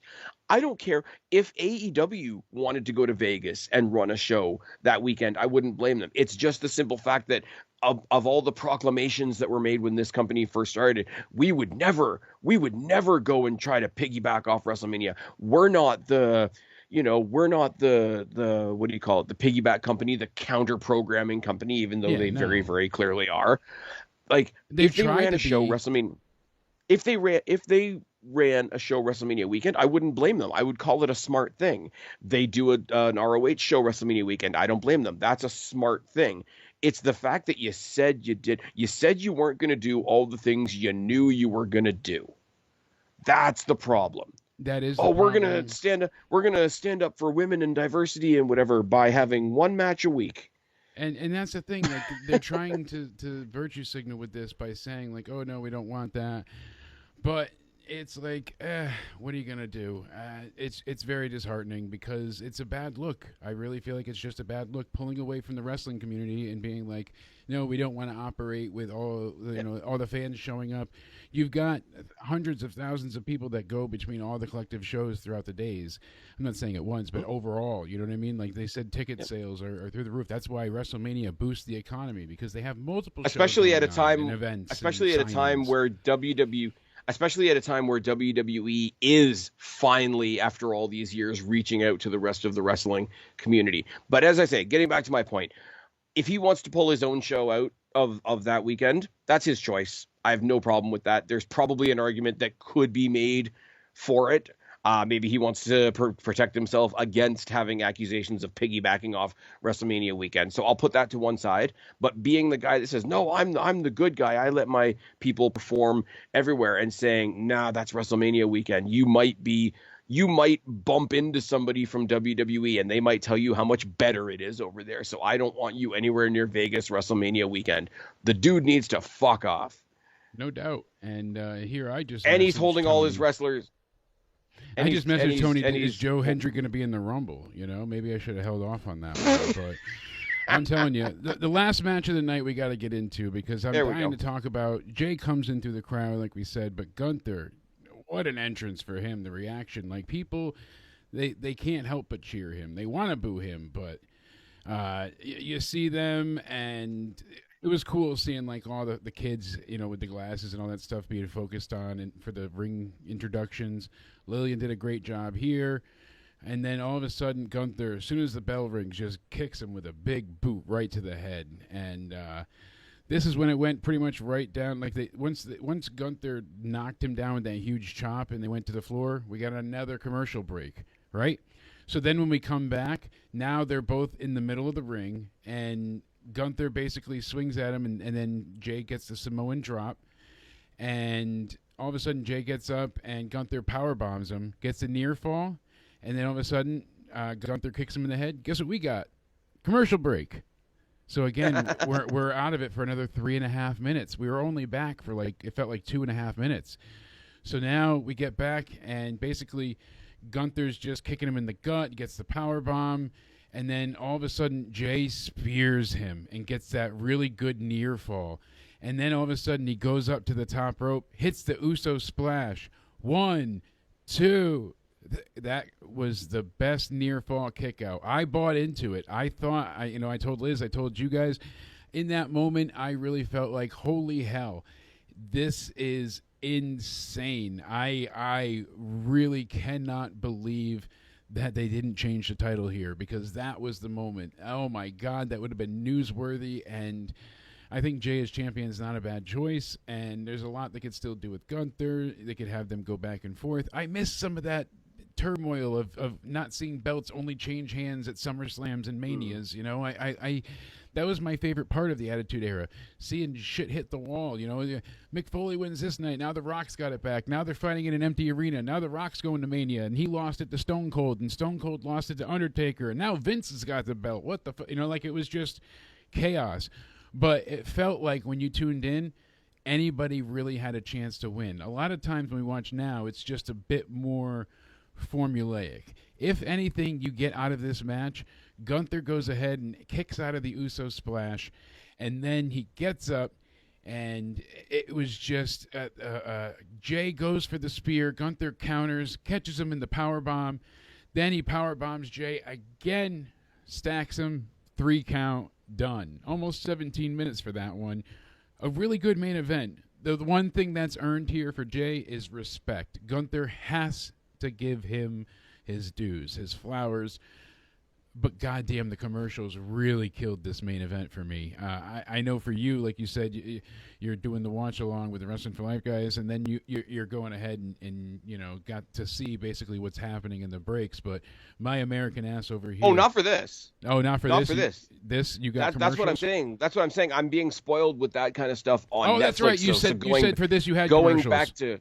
I'm retarded, going back to regular TV is a little bit, I don't want to say jarring because that sounds really dramatic, but like no, it is a big something you get used to not having to deal with. I'm still stuck on you having everything on Netflix. Don't mind me, but yeah, the commercials were very very interruptive and intrusive and limiting tonight because they were excessive. That's right. I forgot. Don't mind my overtired and lack of sleep brain, it's cool. But I forgot you had said that, yeah, because you had to deal with them as well, as you told me early on. Yep. But here's the thing, like, even on Netflix, when we have the thing that just keeps going, they still fade out and fade in to tell you that, hey, we're now in a commercial break, and then it fades out and fades in to say you're back from the commercial break. Yeah. So there's still a momentary interruption, I guess you could say. But I mean, it's where you guys get your ads put in. This is going to be carbon copy to a conversation that you and I had like a week ago going into Genesis, talking about Joe Hendry. Yeah. Because you could just not have Jey Uso in a title situation right now, and that would be fine. And he could get himself into another feud and build some momentum. And there's several people that Gunther could have faced here to defend the title too. Yeah. Because Jay, like you said, he keeps losing.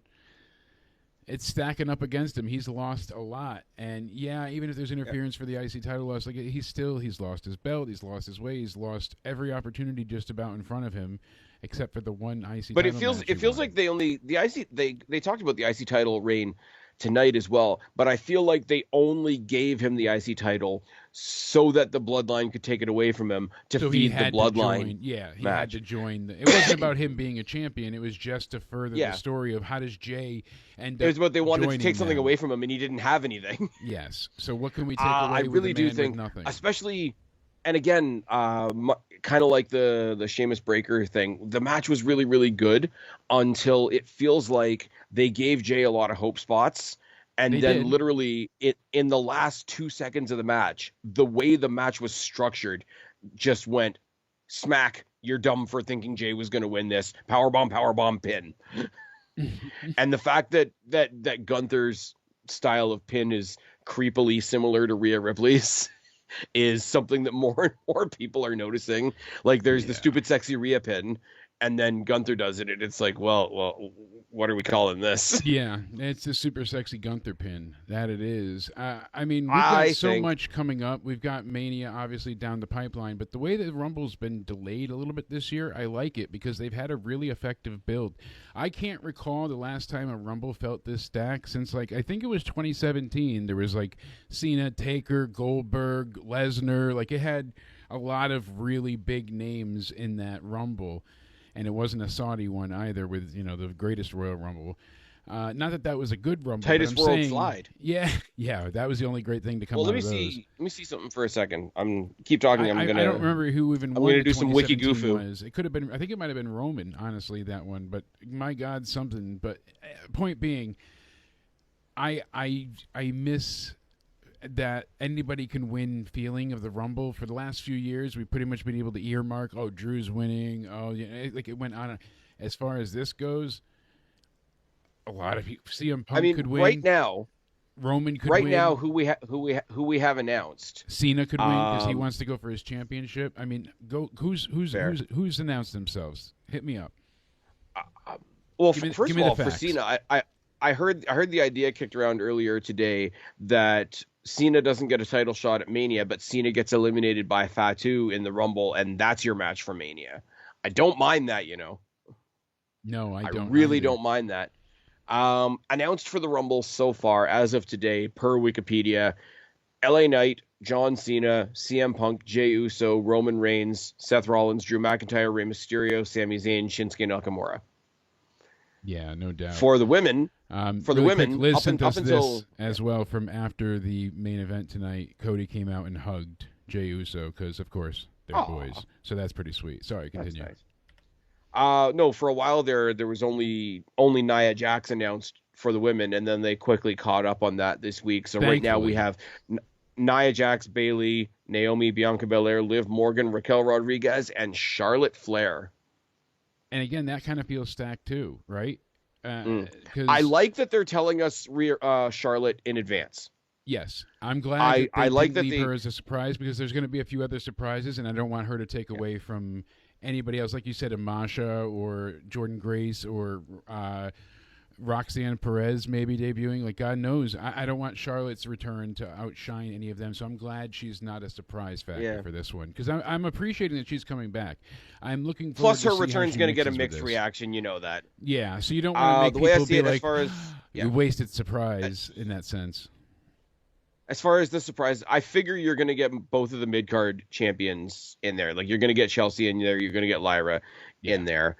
You're going to get Jordan Grace. You're going to get Roxanne Perez probably as her official call-up to the main roster.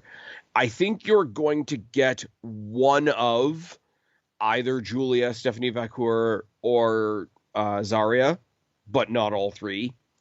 I think maybe somebody from Shotzi's group, maybe somebody from Fatal Influence. Could be. And like Danielson just said, we brought Fat to it before, but yeah, Jacob Fatu is a beast fighting Hammerstone. Those were some great matches. So, but continue, sir, with your Rumble talk. I had to point that out because he put that a little while ago. Yeah. But yeah, no, I think there's a thing to be said as well, right? And I would say this for the men too. I know people don't like it necessarily because I don't think they should win. I don't think there's anybody that you should be able to say isn't in the Rumble. Like right now, what would it be? Tiffany, Rhea, Cody, and who's the world champion? Gunther, right? You would say, oh, well, they're the champions, so they don't need to be in the Rumble. But if you've got a company where there's 2 world titles, every person that's already a champion should be thinking, I'm a champion. I deserve to be a double champion. There's a justification to put any champion in the Rumble, right? And it gets convoluted. So I don't think that's why I don't like that. It does get convoluted. I don't want them to do that. I don't know. I don't think they should win. Yeah. I do not think they should win. I don't think you should get another amalgamation situation. But to have a world where there's 2 when you get the champion eliminated. I understand. So, but does it defy? Because if you're in a competitive sport, you want to win everything, right? Exactly. To have a champion that's reached the top and gotten themselves a belt and says, yeah, there's 2, but I'm content with 1. Is that not a hole in the logic? Exactly, and there's a lot of logic gaps that I'm hope they're going to fill in, but I am excited for the Rumble, as I always am. It's my favorite show, as you know. I love the Royal Rumble. I like the anything can happen, a hope, dream, and a prayer. Oh, my God, we can go ahead. Roman could win this. Cena could win this. Goldberg could win this, people are saying, for his final match. This way he could challenge a champion at Mania and then have his last match because people want to see Goldberg and Gunther. If Goldberg wins, I'm going to have a stroke. Almost a guarantee. Speaking of champions from other places, I will be deadly surprised if we don't see Obafemi in the Rumble. I would bet on him making an appearance. I think it's going to happen. Because he's the kind of guy that WWE wants to say, if you're not paying attention to NXT, look at this fucking guy. Well, a little bit of news Have as him well. Pro Wrestling Noah Omos had to relinquish his championship titles over there because he said WWE is taking him back. So I think he's going to be a entrant in the Rumble as well. Okay. I mean, I like Omos. He's not the most exciting surprise, but if he's back, then cool. I won't be against it. Like, surprises, though, sadly. Yeah, have it's him. Not for me, but have him and Strowman have like a giant moment in the Rumble. Have him be the, oh my God, how are they going to get this guy out of the cliche? Yeah, where everybody has to team up and work together. I would love to see a giant guy be the guy that gets that, oh my God, he was eliminated in 2 seconds thing. Right. Just see him get but I mean, destroyed. If we're going to have participation from TNA, which I really hope we do, then have Obafemi come down as representing NXT as their champion, and have him come face to face with the still current reigning and defending X Division champion Moose. My dream person besides, I mean, realistically, it's Joe Hendry, but my favorite answer, of course, is the one, the only, Enzo Amore. If we heard that little, that Italian tremble, oh, my heart. Yeah. I don't think I could handle it. I would be too excited. I miss when him and Big Cass would come down. You remember when he was in the Rumble, Enzo? He came out and Lesnar just like fucked him up right away, and knocked him right the hell out. It was great. Max Caster, but better. Yes, exactly. So good. They really tried to be the New Day there for a second, and they failed horribly because it's AEW. Anyway, just a little bit. I just feel bad because Tony Storm makes this big thing, and they do it on Collision tonight when no one's watching, knowing that everyone's eyes are on main event. Like, I feel bad for her making her big unveiling. Well, okay, but let's be real though. Like, they're building to a match that on a pay-per-view that's not a pay-per-view that's going to be taped 10 hours in advance and then delayed by basketball that nobody's going to watch either. Exactly. So it's not even going to come on until after midnight Eastern time. I don't know why they just can't have. I'm not going to like instead of TNT. I was saying. Sense. How much can change in a week, right? Because you and I talked about this last week on State of Wrestling, and I was like, even though they're kind of jerking it around and not really telling us, the times and all that, I still do want to watch it. It'll be cool. It's them in a different place. And now, realistically, I'm going to watch the replay. I'm going to watch it for the Omega and Ospreay tag match, and then the rest of it can fuck off. Yeah, no kidding. Speaking of tag matches, though, what do you think? And I know we're going to do our proper preview next week. The announcement of the 2 out of 3 Falls WWE Tag Team Championship match between DIY and the Motor City Machine Guns. That's going to be awesome. Talk about giving them enough time to really go all out. 2 out of 3 Falls, perfect. Oh God, I'm so excited. It's going to be amazing. They haven't had a bad match yet, so. They could have gone to AEW and performed in Daly's place in front of 3,000 people, but now they have to settle for 60,000 people in Lucas Oil Stadium in debatably the second biggest pay-per-view of the wrestling calendar. Yeah. Oh, darn. What a bad decision they made. Penta's speaking of good decisions, Penta's got to be in the Rumble too, right? He has to be with his Mexican spinning wheel firework. I always forget the name of it, but I like when they refined entrances and you see it naturally, like kind of develop over time. Like Cody, when he first came back, he had the Cody Vader, and they didn't have a stage that night after Mania, so they had to like put like a little mini staircase there, and he kind of just came out of the staircase. It was very bizarre, but they kind of edited over time. What if they get their entrances mixed up and they're What if they get their entrances mixed up and he's coming up out of the Cody Vader and they lift him right into the pinwheel of fire? Yeah, just singe the shit out of him. That would be hilarious. Penta just walks up to Cody.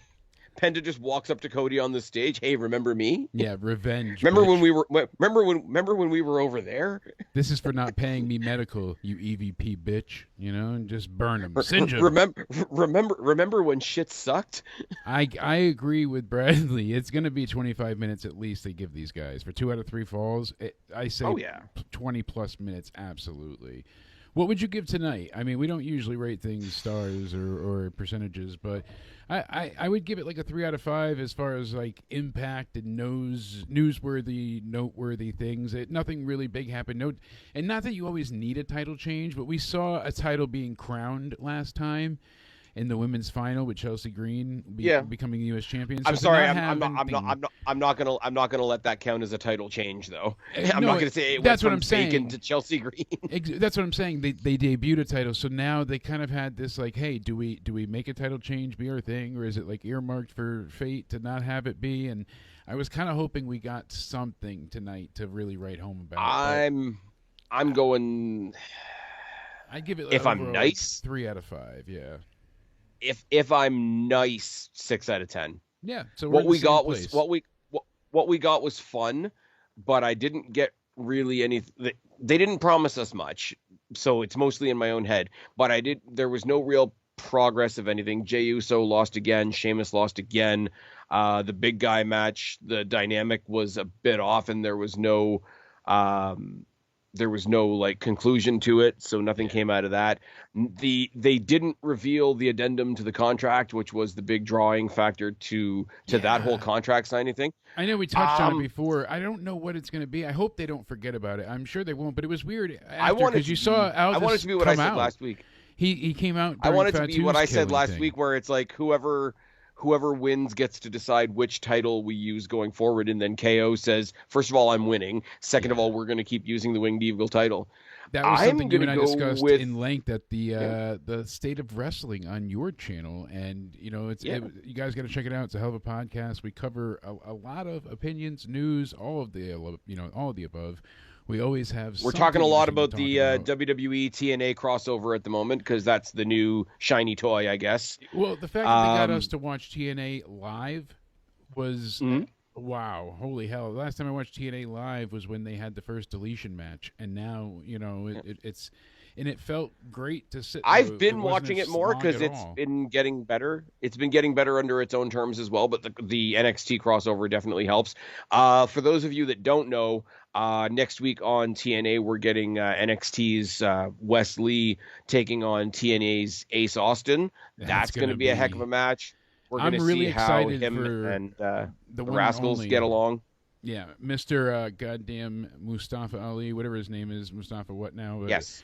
I have always. I love that he's back in TNA. Yeah, I've always been a huge proponent of his. Like, he had one of the best matches I've ever seen on 205 Live. They had it SmackDown right before Mania. Fucking incredible, and it was him and I believe Neville at that point. And they just completely killed it. And I loved him, and they never really utilized him properly.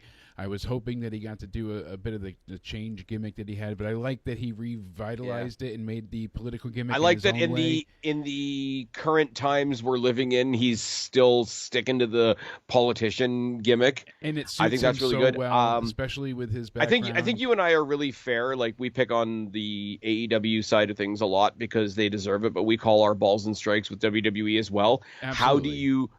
How do you continuously miss with a guy like Mustafa Ali?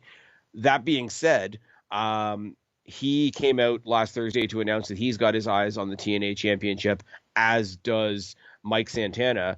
So it looks like in the meantime, we're going to get an interim feud between those two, which is going to be fantastic. Frankie Kazarian still has his, choose your shot ability as well. Yeah. So. Yeah, call your shot gauntlet trophy. Yeah, so that and JBL's going to clothesline somebody. JBL's going to clothesline somebody probably. It's fine. I despise him, and I'm along for the ride. I'm not hating it anymore. I'm sorry, it's grown on me. I'm pissed off. I'm pissed off that they're not really telling us what his deal is, but I'm also kind of glad that something can piss me off storyline wise instead of in real life. Yeah. But getting back to what you were saying about tonight, what's my outgoing thought on the show? I think I'm talking myself into the ladies match was the highlight of the night. Kind of seems that way. I mean, they really killed it in the beginning, and the IC title match went as expected. It was good, but never really got to that next level. The Fatu match was less of a match and more of an angle/spectacle with the aftermath because it was a DQ finish. The main event, guy bought into. I thought it was damn good, but to me, I would say main event or the women's could be a tie. It was 50-50 toss-up, but if I had to pick, I'd go with the women's. Rhea really, the way she sold being the underdog, even though she has such size, They did a great job in that match. I can't overstate that enough. Especially being a harsh critic of Nia's, it's really one that I'm not a fan of. So, yeah, it's just been a hell of a few years for WWE now, and I know it's not all Triple H's doing, but a lot of the things change because of him taking over, and you're seeing the legends get treated in a proper way now. Like, they're not coming back just to get hit by somebody for heat. You're seeing them like in the audience or being used in a proper way and doing interviews or training people or offering mentorships. They have the NIL program. They're going and doing they have Medusa in the crowd tonight. Yeah, that was kind of cool. That was and cool. They showed the clip of her dropping the title on in WCW in the Dory bin. Funk.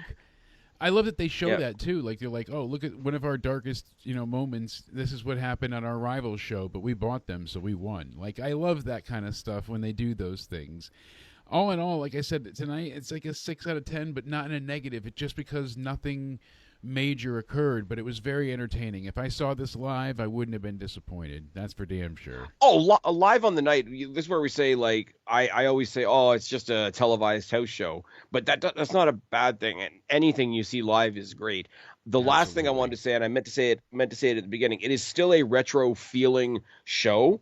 They didn't lean as hard on the retro stuff this time as they did, obviously, the first time, which I think is a good move for them going forward. Like, do the aesthetic, do the red, white, and blue robes. I like what they did with the stageway. It was a little bit different this time around. I like that they clarified that podium by the entranceway is now officially referred to as the Okerlund position. Yes. But they didn't... Liz in the chat. We're all trying to give you alternatives so that you can watch TNA. That's how I go check out actually, any of those sites because I didn't have the cable channel here either, so I had to go ahead and cue myself in that way with Watch Wrestling, and I got it while it was live. It was working really well, so there's I ways. really enjoyed we the just live got show. it up here on Sportsnet as well, and I'm not here to be a billboard, but like not AEW, TNA, like. They're not dead, and like, how are they not dead? And their stick-to-itiveness is to be applauded, if nothing else. Oh, absolutely. And how they managed to stay alive this long, incredible. As I say, Wesley versus Ace Austin could potentially be the highlight of the week until we get to the Rumble. We also have the tag match for Josh Alexander, coming up. The tag match, his final match. Young. That people were like, how dare he wrestle one more match after he quits? They've never done that before, ever. They've never wrestled one more match. Because wrestling's never done an I quit storyline. Remember Mark Henry in the salmon jacket. Mark Henry, who was also in the crowd tonight because they're in Texas. So shout out to Mark Henry. Yeah, him with the horns up. That was great. Like, that's what I'm saying. They're utilizing good stuff. Good stuff. They had DDP. Matthew McConaughey was at SmackDown last night, fucking around with Kevin Owens. Not the Costco guys, though. No one as big as the Costco guys has shown up yet. No. Triple H has But yeah, no, I apologize. XSplit tonight, I even tested it earlier today. I did gaming streams. There we go. And we were on Call of Duty, and I don't know. Twice now tonight has it crashed since this update. I even went ahead. I had Call of Duty on like the highest settings, and it was like trying to push things to its limit while streaming, and it worked great on Twitch. We had fun. I was hanging out with some people and messing around. I want to work on multi-streaming, so I want to go ahead and have us be in more places than one. I think would be fun. So if we can go ahead and get us going on Twitch as well as a few other sites, that would be great. Let's see if I can go ahead and pull this up really quick. It'll let me, but hold on. Copy. Let's see. Ad source. Ready? Well, bam. Let's see. It should be a short. Here we go. Hey, DJ Anime saying Discord would be nice as well.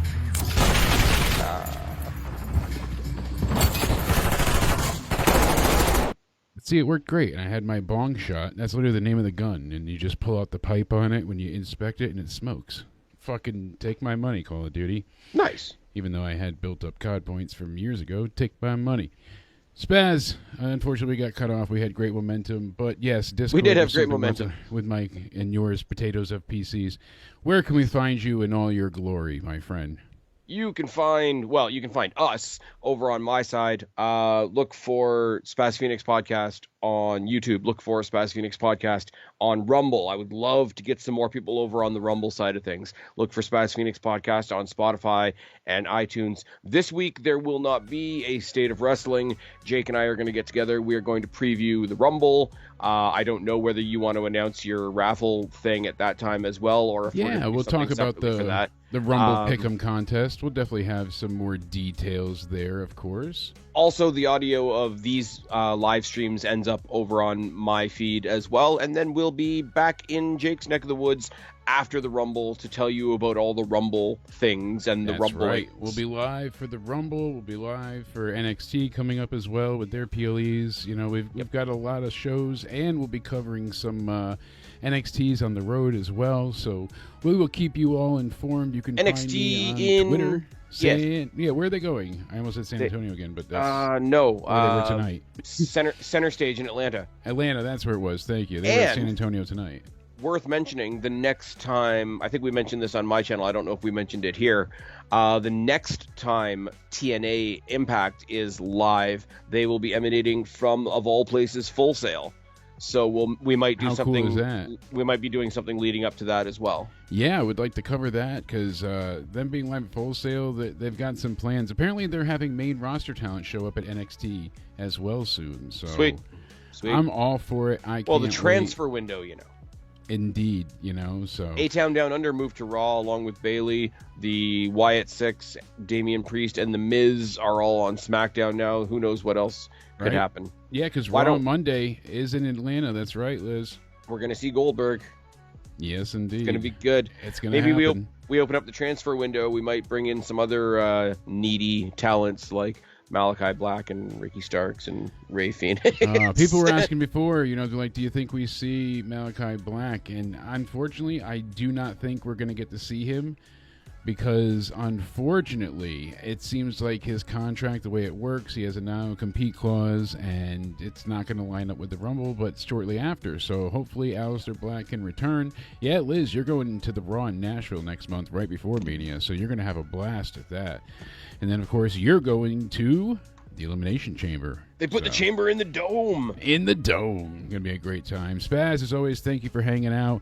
Cheers, Everybody buddy. here, I appreciate you guys so much. Thank you for hanging with us and making it a great night. Go ahead and click the like button, subscribe, turn on alerts so you know when we go live. Thank you for hanging out. Thank you for making it a great night. I hope you all stay sexy. And as always, have a great night.